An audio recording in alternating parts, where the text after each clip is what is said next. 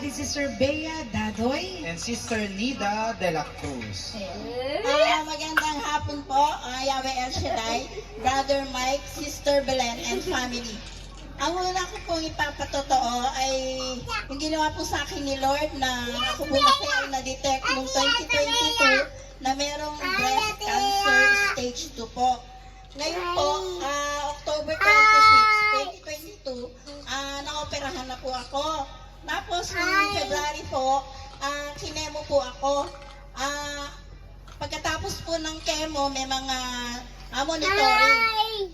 Purihin ng Diyos at lahat po ng ito ay napagtagumpayan ko po. At ito pong monitoring ko, thank you Lord. At lahat po ng minomonitor sa akin, laboratory, bone scan, ay puro na po negative.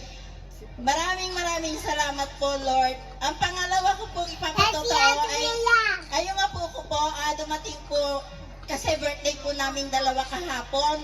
7 years po kami hindi nagkita. Taga Canada po siya. Ito po ang magandang gift po sa akin ni Lord. Nagkasama-sama po kami. Dumating yung dalawa kong anak at 3 ko pong apo. Thank you Lord. To God be the glory. Amen. Salamat sa Diyos.